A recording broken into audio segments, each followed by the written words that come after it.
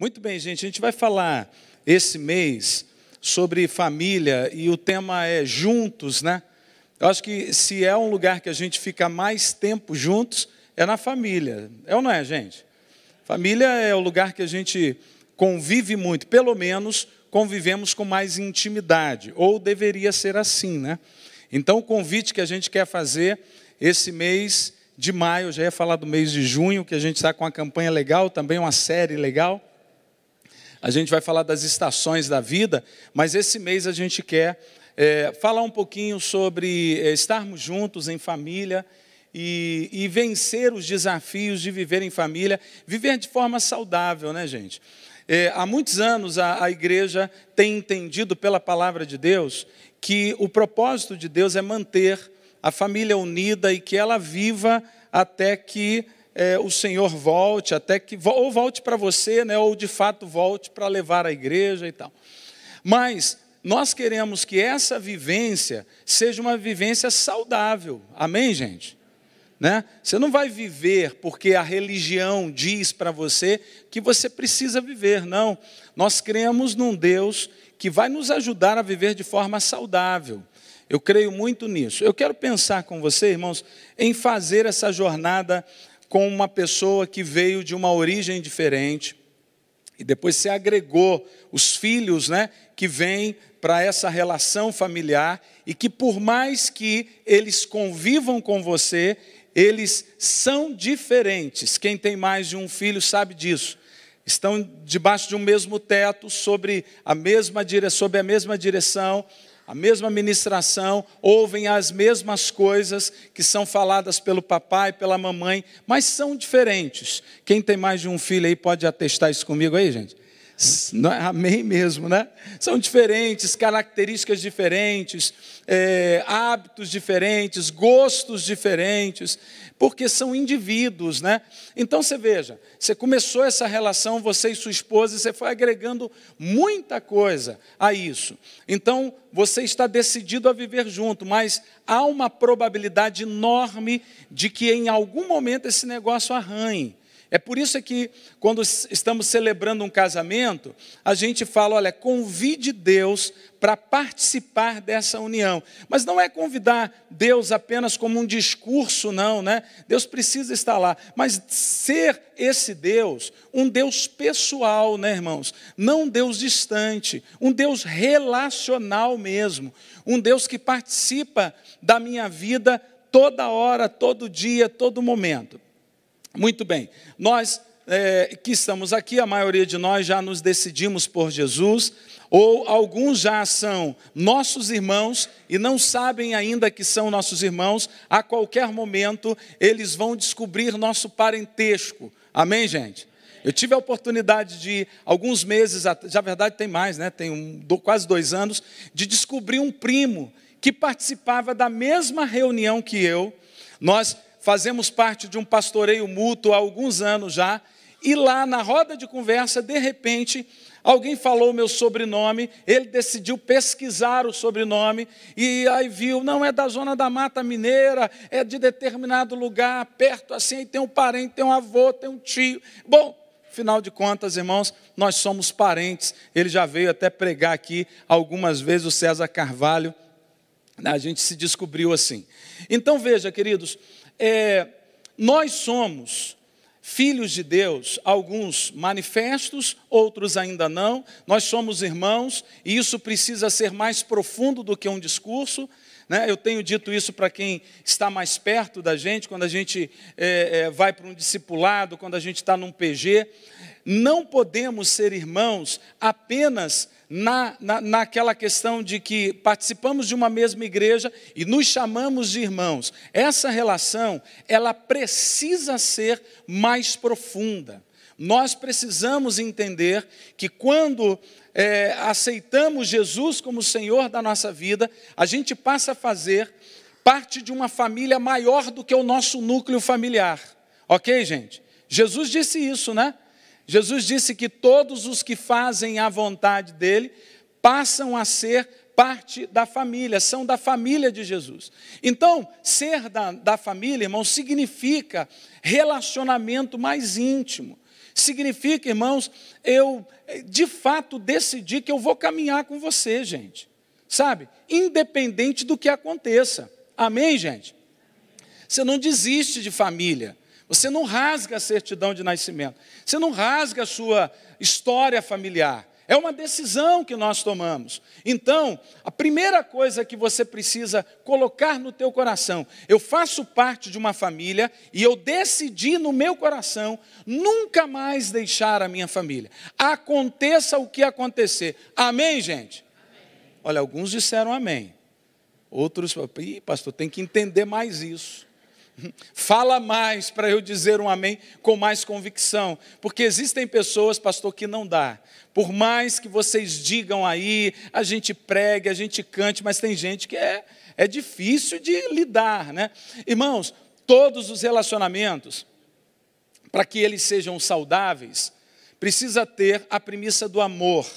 O amor deve regar as nossas relações, mas o amor também traz consigo alguns limites. É claro e evidente que alguns relacionamentos vão precisar ser estabelecidos alguns limites. Para quê? Para que você não se fira o tempo inteiro, né, gente?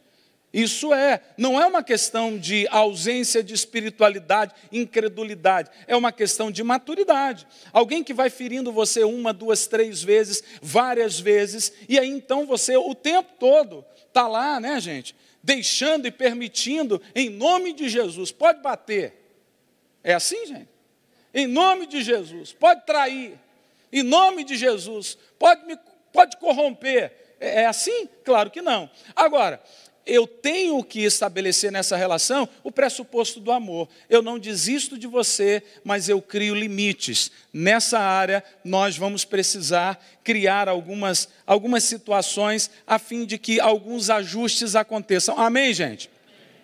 Isso ajuda a gente a continuar convivendo e não desistir. Olhe para Jesus, gente. Já pensou, ou já pensaram, se Jesus desistisse de nós, gente?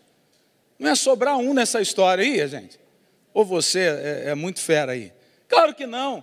Ninguém ia ficar perto de Jesus, porque a gente tem realmente situações das quais, se Jesus fosse numa mentalidade humana, ele iria nos excluir, né? Nós não temos condições alguma de alcançar o favor de Deus. Por isso que é favor imerecido, né? Ele fez porque você não merece. Ele estendeu a mão a pessoas que não mereciam.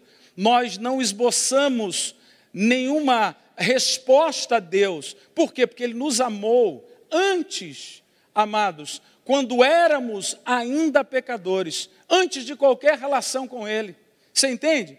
Ele não nos ama porque eu faço coisas boas para Ele. Você está entendendo, irmãos? Porque Deus não é volúvel. Deus, a essência de Deus é amor.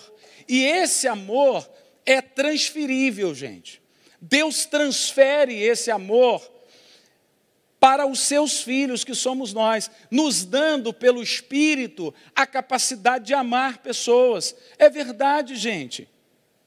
Nós somos dotados da capacidade em Deus de amar pessoas, pessoas que aos olhos humanos são indesculpáveis, não merecem o seu amor, não merecem o seu investimento. Você está entendendo isso? E quantas vezes somos magoados e feridos, e aí então descartamos, eu não quero ver, pastor.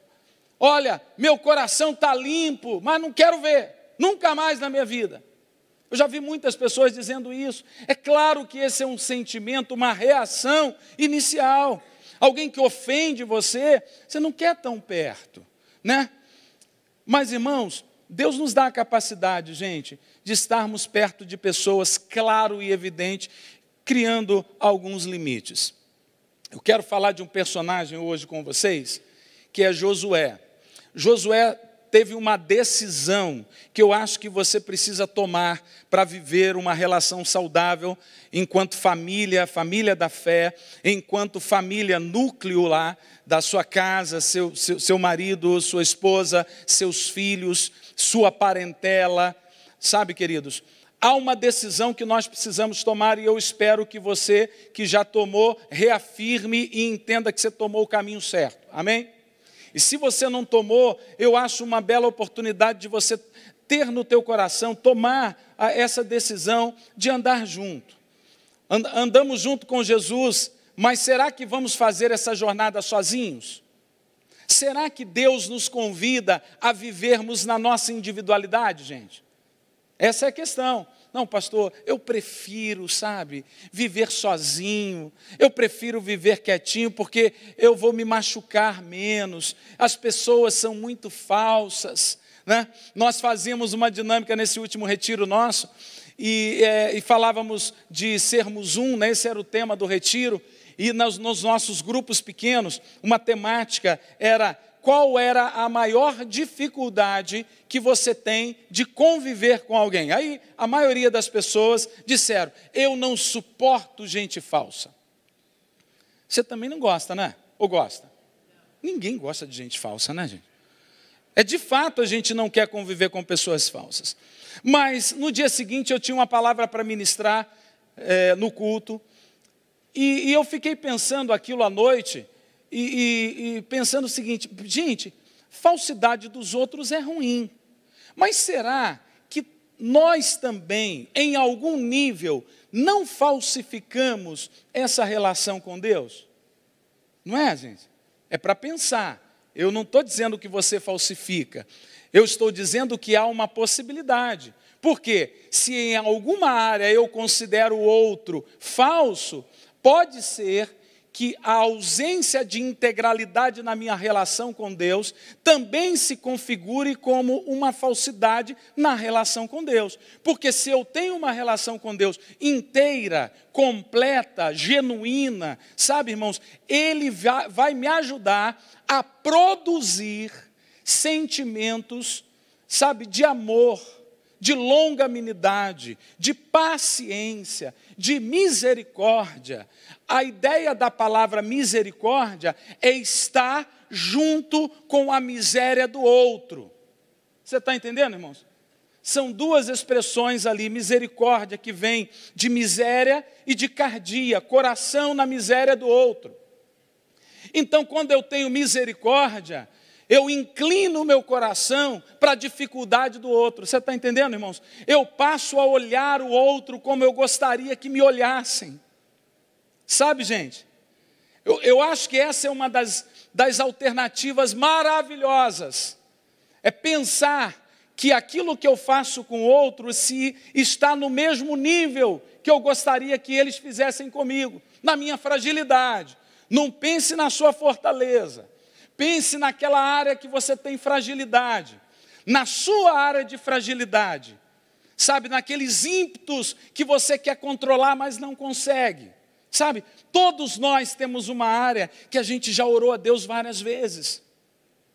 A gente já pediu a Deus: me controla, Espírito Santo, arranca esse negócio de mim. É o espinho na carne de Paulo, sabe? E a resposta de Deus a um homem que havia, em algumas outras ocasiões, sido usado por Deus para manifestar a glória dele, curando muitas pessoas. Um homem cheio de Deus, cheio de graça, encontro genuíno com o Espírito Santo. Mas a resposta de Deus parece, aos nossos olhos, nos causar surpresa, né? A minha graça te basta, porque o meu poder se aperfeiçoa na tua fraqueza. A fraqueza nesse texto está apontando, gente, para a dependência. Quando estou fraco, eu então sou... Por quê? Espera aí, gente. É um antagonismo esse negócio? Eu tenho que estar fraco para poder estar forte? Porque, na verdade, a fraqueza aí traz uma ideia de dependência. Eu tiro as mãos, sabe? Eu não me vanglorio, porque a resposta, o desenrolar do texto vai dizendo isso. Porque estava acontecendo para que ele não se vangloriasse. Irmãos, não parece, mas nós temos alguns lampejos de orgulho com a gente, sabe? A gente acha que tem capacidade naquilo que a gente consegue vencer com facilidade. Quantos estão entendendo o que eu estou dizendo, irmãos? Eu não sei se você reconhece, mas talvez seria uma oportunidade para você pensar. Então, queridos, veja, Deus está nos convidando a olhar para as outras pessoas com um olhar diferente. Será que você consegue olhar para a sua esposa com um olhar diferente? Será que você consegue olhar para o seu marido com um olhar diferente? Será que você consegue olhar para os seus filhos com um olhar diferente? Se essa dinâmica tiver mão dupla, gente, olha, Deus vai agir tremendamente, amém? Não pode ser unilateral, tem que ser bilateral. Tem que ser uma ação, amados, sabe, de troca mesmo. Deus está nos convidando. Eu quero ler, gente, um texto com vocês que é interessante, lá em Josué. Josué capítulo, se a gente conseguir expor aí, Josué capítulo 24, versículo 15. Esse texto é interessante. Olha só. Eu não coloquei aqui, vamos abrir aí, ver se consegue expor aí para a gente. Josué, capítulo 24, versículo 15, gente. Está aqui rapidinho, vamos lá. 24, 15. Já foi aqui? Já. Vamos ler todos juntos aqui. Se, porém, não agrada a vocês servir ao Senhor, escolham hoje a quem irão servir. Se aos deuses que os seus antepassados serviram, além do Eufrates, ou aos deuses dos amorreus, em cuja terra vocês estão vivendo. Mas eu e minha família serviremos ao Senhor. Legal isso, né? Olha o que Josué está dizendo, gente. Ele não apenas declara a decisão de servir a Deus, mas ele chama a sua família para servir com ele. Parece que isso vai ter eco lá também no chamado de Abraão, lá no capítulo 12 de Gênesis, né? Abraão, sai da tua terra, da tua parentela, vai para a terra que eu te mostrarei. Aí o texto lá vai desenrolando e ele vai dizendo, olha, quem tu abençoares, eu a abençoarei. E quem tu amaldiçoares, eu a amaldiçoarei. Aí ele troca a história, né? E faz o contrário também, né? Ele diz que todas as famílias, ele faz essa dinâmica contrária, e depois ele diz o seguinte, que todas as famílias da terra seriam abençoadas por aquilo que Deus estava fazendo, prestes a fazer, prometendo na vida de Abraão. Veja o que eu quero construir com vocês, irmãos. Quando Deus faz parte da minha casa, da minha vida, a minha família está envolvida, cúmplice de uma missão. Sabe, irmãos, nós às vezes empreendemos algumas questões da vida secular. Não tem nenhum problema, eu acho que é saudável. O casal acorda não gastarem tanto com um objetivo X específico. Agora, eu não sei se equivalente a isso, gente, nós também acordamos, sabe, contratamos um com o outro, estabelecemos uma aliança de sermos cúmplices naquilo que Deus tem para a nossa vida. Quando Josué, ele é chamado por Deus, né, para levar e conduzir o povo num segundo momento, a fim de que esse povo herdasse a terra, o desafio era enorme. Ele aceita o desafio e diz, eu vou fazer isso com a minha família. Aqui, irmãos, eu e minha casa serviremos ao Senhor. A ideia de servir aí é trabalho mesmo. A ideia é, eu e minha casa vamos trabalhar incansavelmente para o projeto de Deus na minha vida.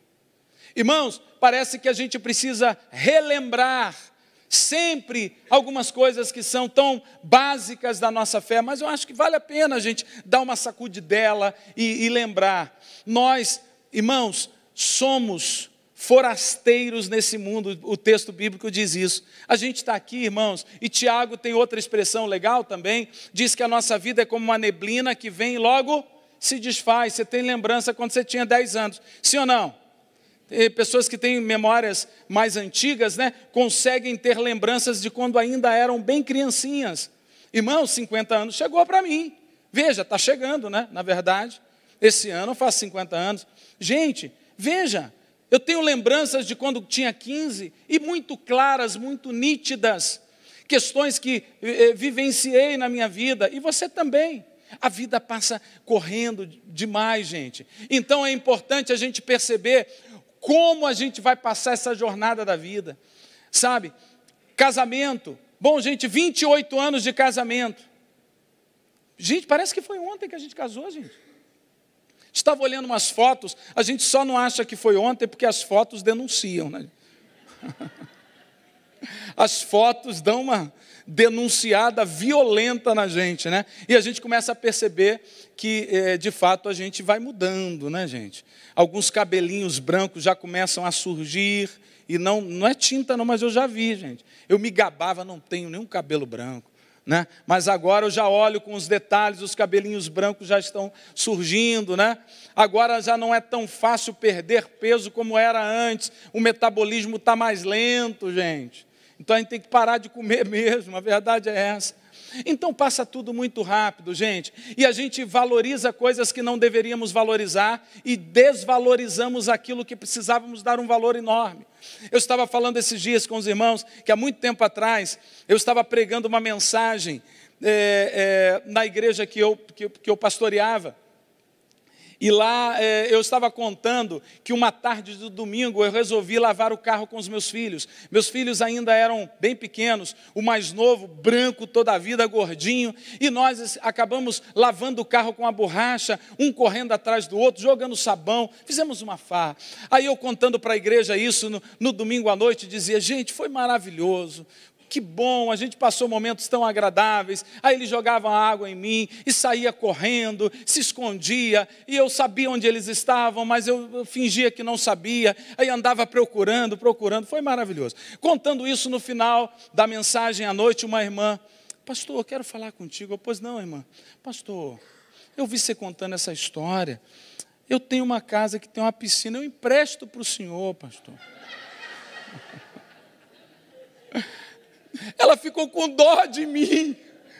Eu falei, não, irmã, pelo amor de Deus. Não falei, né, mas pensei, não tenha dó de mim. Eu estou valorizando a brincadeira, eu estou valorizando o momento, gente. Você está entendendo? E, gente, e quantas vezes nós não valorizamos o hoje?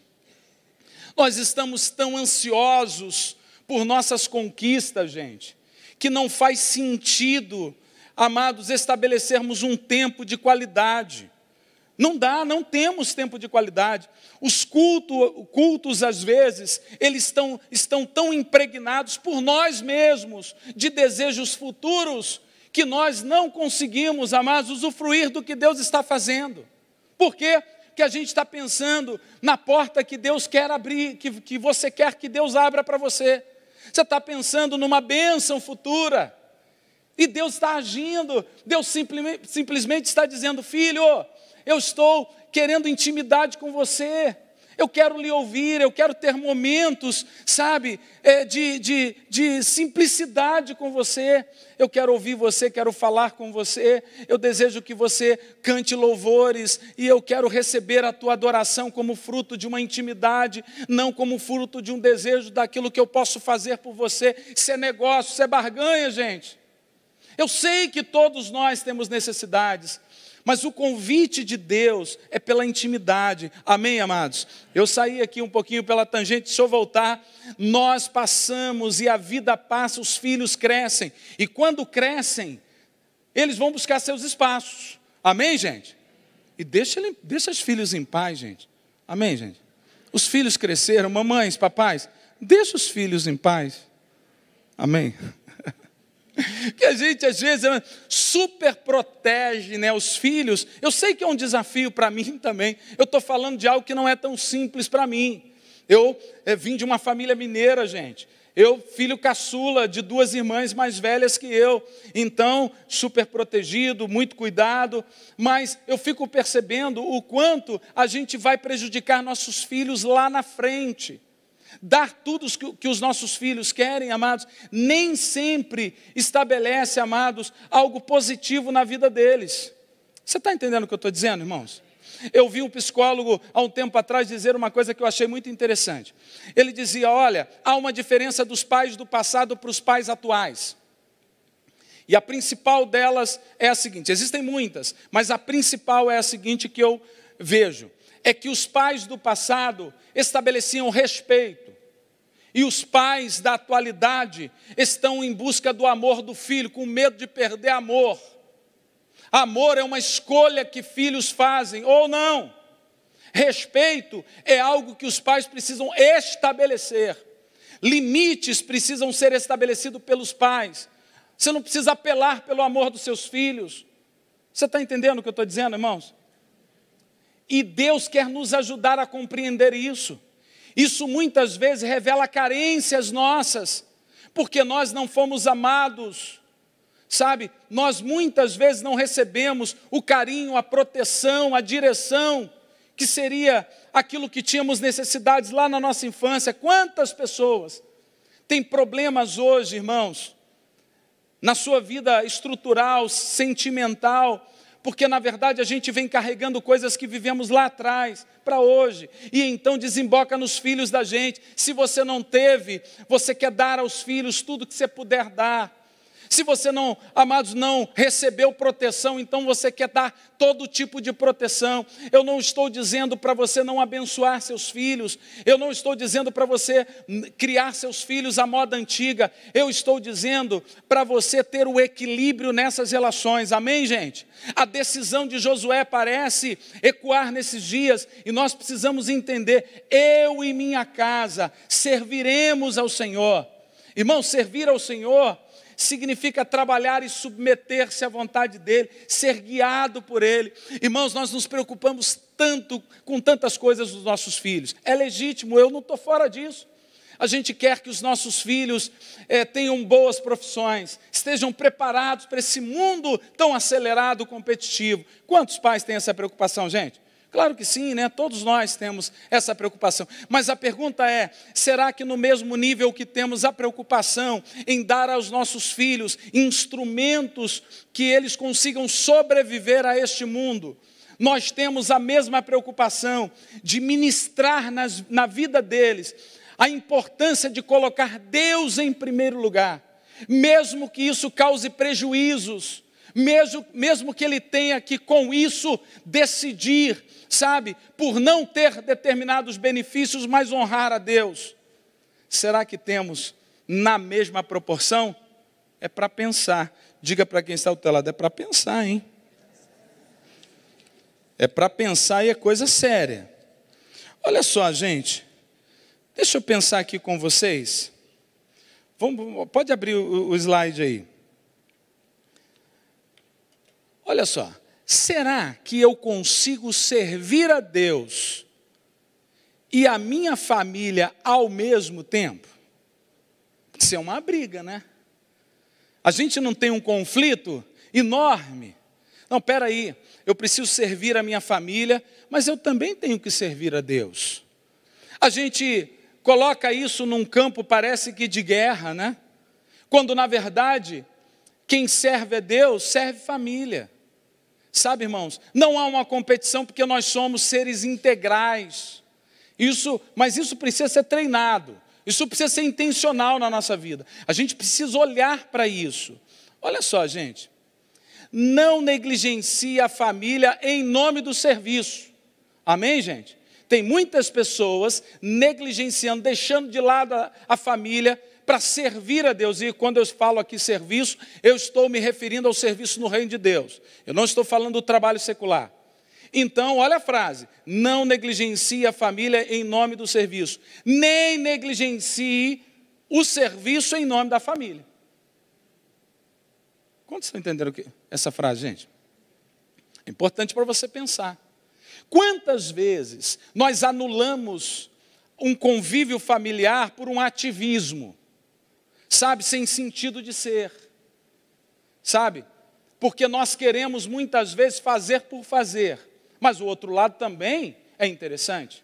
Quantas vezes nós deixamos de lado a razão pela qual existimos, nosso chamado em Deus, em nome de uma suposta atenção à família.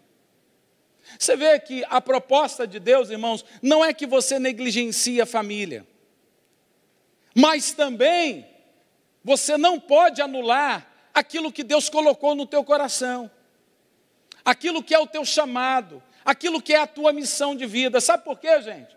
Algumas pessoas, enquanto os filhos estão em casa, estão felizes demais. Mas depois que os filhos vão embora, sabe, vão buscar seu caminho, e é saudável que isso aconteça. Vão criar suas famílias, seus desafios. Essas pessoas desaparecem emocionalmente. Elas estão desestruturadas. Por quê? Porque viveram para a família. É claro e evidente que existe um momento na criação dos filhos em que vai exigir de você uma exclusividade.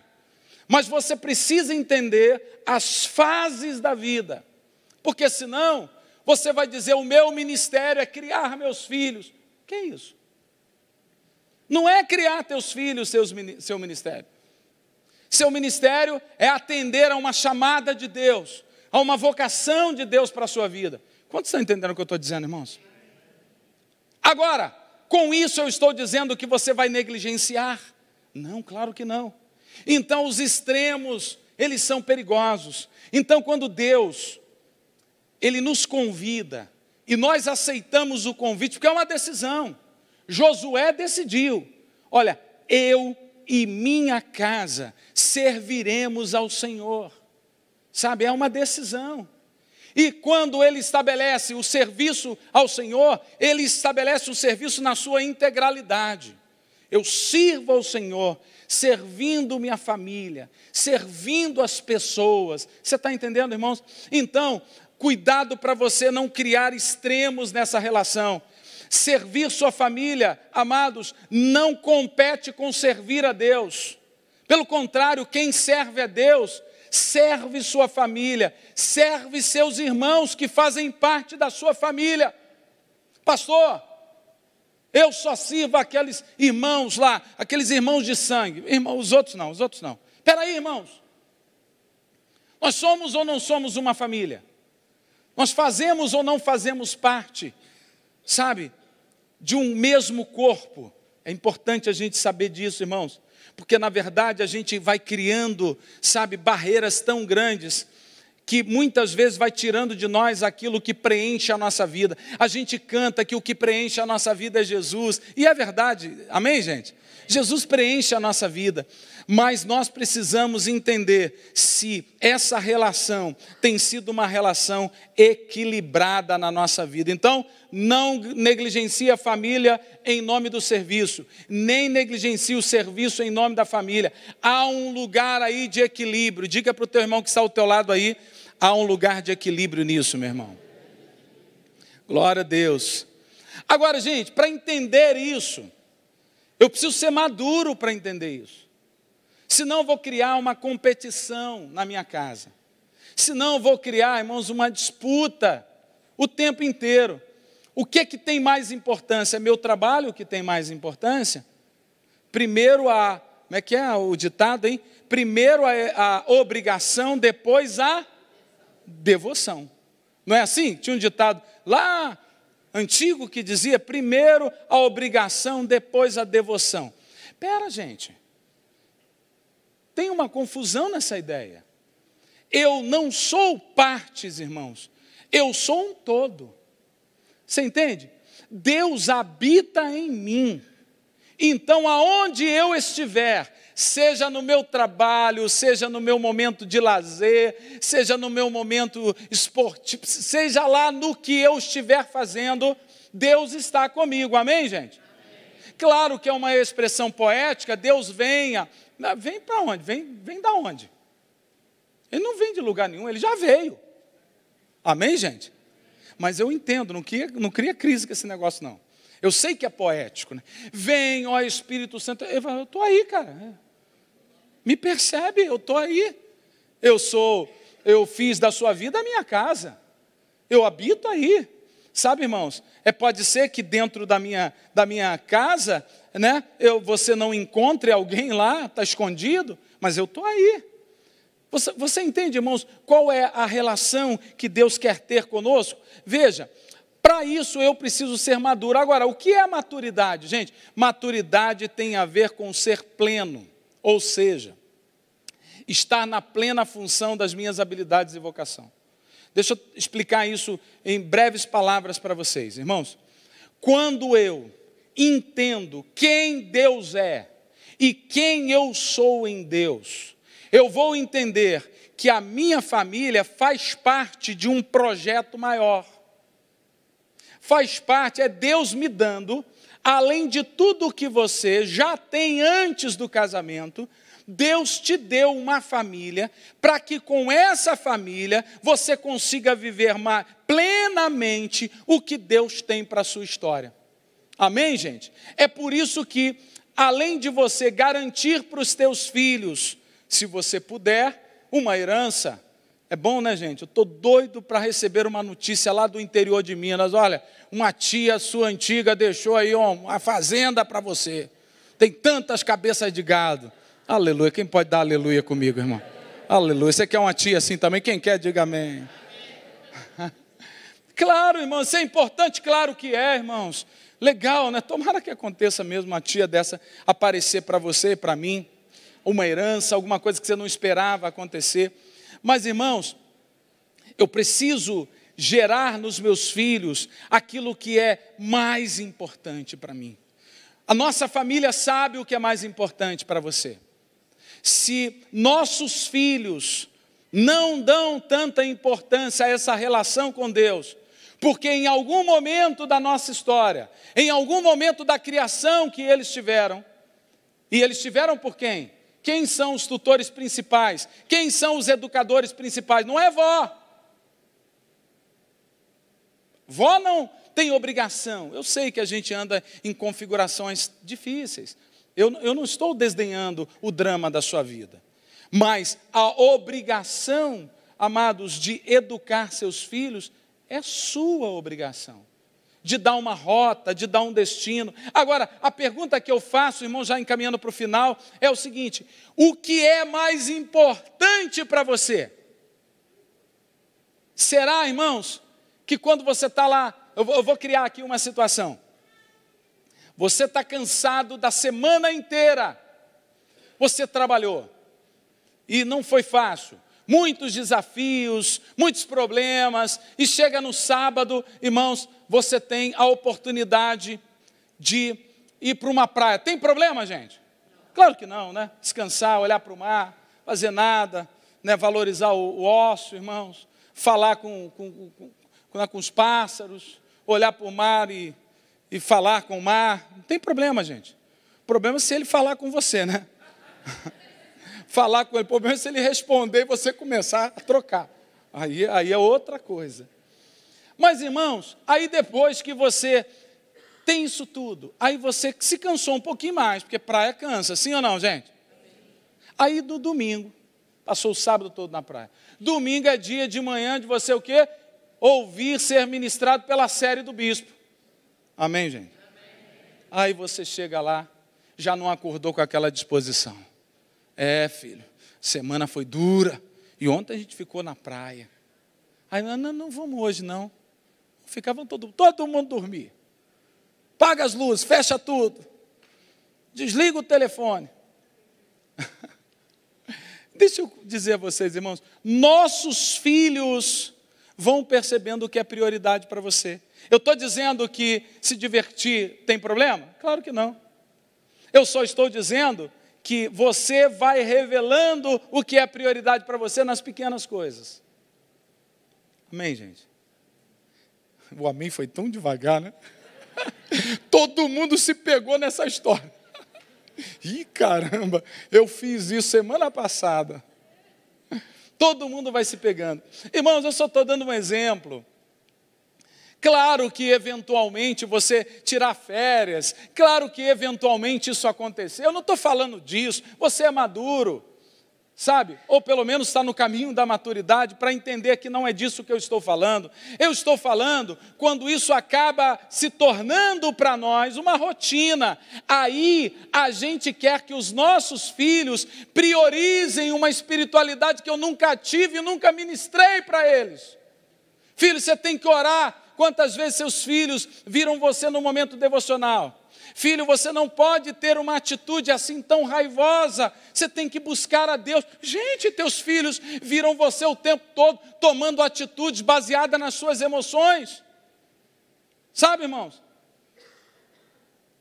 Então nós precisamos entender que maturidade, irmãos, olha essa expressão, é ser pleno, estar na plena função das minhas habilidades e minhas vocações, e minha vocação. Qual é a maior vocação de um filho de Deus, irmãos? É a pergunta. Se ser maduro é estar na plena, amados, função vocacional, a maior vocação da igreja é amar pessoas como Jesus nos amou. E amar pessoas como Jesus nos amou inclui sua esposa, inclui seus filhos, inclui seus irmãos aqui da igreja, inclui seus vizinhos. Alguns vão dizer misericórdia, o negócio está estreitando. Inclui seus parentes, aqueles que se metem na sua vida. Aí a misericórdia, aí vai aumentando, né? Aqueles colegas de trabalho que planejam, não é planejamento, é uma trama, né, gente? É uma emboscada na tua vida, né? É uma tocaia, lembrei agora de um termo até mais antigo. É uma tocaia, né? Aqueles que vão tocaiando você, né? Essa expressão tão mineira, né? Das antigas. Vão preparando coisas para você. Esse é o convite. Então, a plenitude da minha vocação, ou seja, o que Deus me chamou prioritariamente é amar pessoas. Não porque elas merecem o meu amor, exatamente o que Jesus fez com você. Você não merecia o amor de Jesus, Ele amou você. Então, as pessoas das quais somos desafiadas a amar, também não merecem o meu amor. Também erraram com você, não merecem o seu perdão, não merecem uma segunda chance. Você imagina que por dia, quantas chances o Espírito Santo nos dá para um novo recomeço? E é exatamente isso que nós temos dificuldade de fazer com algumas pessoas. Eu entendo alguns dramas, eu entendo algumas situações que você precisa estabelecer limites, que você não pode aceitar, sabe, irmãos, em nome de Deus, aceitar determinadas situações, mas você não pode se privar de amar as pessoas, porque essa é a vocação. Viver em família e viver de forma saudável precisa estar na plenitude da sua vocação. E plenitude da vocação é maturidade. Meninos não entendem isso, porque, amados, não estão na plenitude da sua vocação. A maior vocação da igreja é amar pessoas como Jesus amou. A maior vocação da igreja não é falar em línguas. A maior vocação da igreja não é, amados, profecia, não são dons espirituais, não. Isso tem uma importância, mas não é a maior vocação da igreja. A maior vocação da igreja é amar pessoas como Jesus amou. Muitas vezes a gente está, Deus me usa, eu quero ser usado, eu quero ser relevante para o que o Senhor está construindo. E quantos querem ser usados por Deus, irmãos? Você precisa estar na plenitude da sua vocação. Plenitude da sua vocação é amar pessoas, amar o próximo. E as pessoas que estão mais próximas de você, quem são? Sua família. Irmãos, quantas vezes nós somos mais duros com as pessoas da nossa casa do que com as pessoas que estão fora? Quantas vezes, irmãos, o seu lado mais difícil, o seu lado mais duro, o descarrego, amados, de um dia que você teve que vestir uma roupa, sabe, social. Você teve que vestir uma roupa, e roupa social, eu estou usando uma linguagem sociológica para dizer o seguinte para você: muitas vezes a gente teve que deixar algumas coisas passar para podermos ser aceitos. Aí quando chega em casa, irmãos, parece que você acumulou tanta coisa ruim que você descarrega tudo dentro do seu lar. Pessoas que você deveria amar, pessoas que você deveria perdoar mais. A dona de casa, que passou um dia horroroso, aí o marido chega, irmãos, e ela descarrega tudo. Por isso que é uma via de mão dupla. Vamos passar aqui, irmãos, deixa eu terminar. Qual a maior habilidade? Eu falei que maturidade é o encontro da vocação e das habilidades. Qual é a maior habilidade de um filho de Deus, irmãos? Se permitir frutificar pelo Espírito Santo. A nossa última série aqui foi o que, irmãos? Fruto do Espírito. Vai ganhar um bicho quem falou. Lembrou. Fruto do Espírito. O que é o fruto do Espírito? É, amados, a atribuição que Deus dá. É a habilidade que Deus dá. Há pessoas que não tinham habilidades alguma, capacidade alguma, nas suas áreas de fragilidade para poder fazer coisas que revelam o amor de Deus. Isso é fruto do Espírito. É o Espírito agindo em você, capacitando você a fazer aquilo que humanamente você não teria condições de fazer. Não, pastor, tudo para perdoar aquele cabra de jeito nenhum. Ele não. Todo mundo, ele não. Claro, você não tem capacidade. E talvez, se você narrasse essa história para mim, eu te daria razão se eu olhasse isso pelo aspecto natural. Mas deixa eu lembrar um outro princípio para você. Nós não somos naturais. Quando nascemos em Cristo, amados, fomos justificados, recriados, e ao sermos recriados, passamos a ser pessoas espirituais. Você quer entender o que Deus tem para você? Você precisa olhar pelo aspecto espiritual, amados.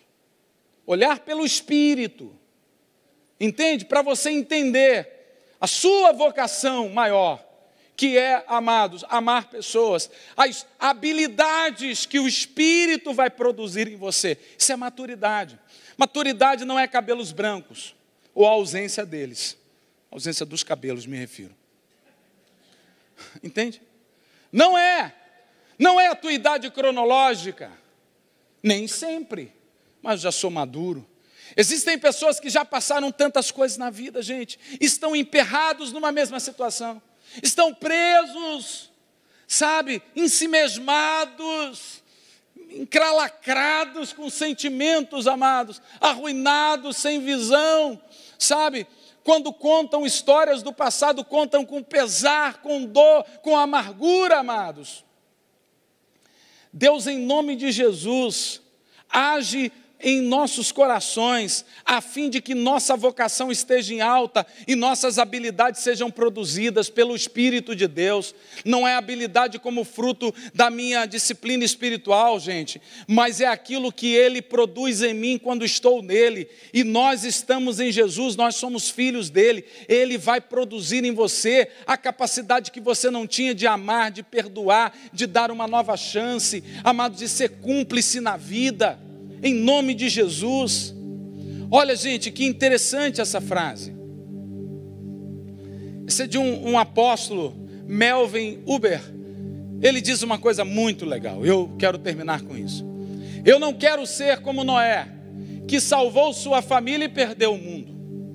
Eu não quero ser como Davi, que ganhou o mundo e perdeu sua família. Eu quero, com a minha família, ganhar o mundo. Você quer ler devagar? Para você entender? Eu não quero ser como Noé, que salvou sua família e perdeu o mundo.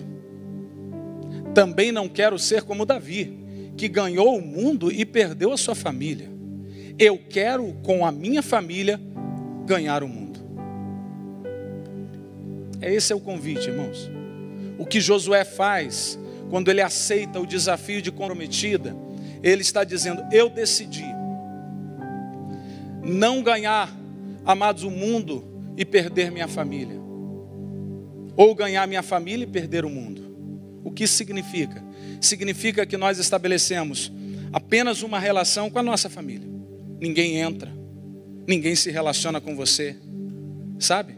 Porque a sua família é pai, mãe, filhos. Ninguém mais pode entrar. Ninguém se relaciona com você. Deus está nos convidando a uma relação, amados, mais ampla. Nós nos isolamos. Isolamento não traz crescimento. Talvez você tenha vindo de uma família, a sua origem seja essa família. Só vocês, ninguém mais entra. Aí os conflitos às vezes são estabelecidos. Quando? Quando o filho traz alguém de fora para dentro. Aí chega uma nora. Aí chega um genro. Aí Há dificuldades, por quê? Porque aquela família sempre foi construída, só ela. Aí existem as incompatibilidades. Noras que não falam com suas sogras, sogras que odeiam seus genros. Por quê?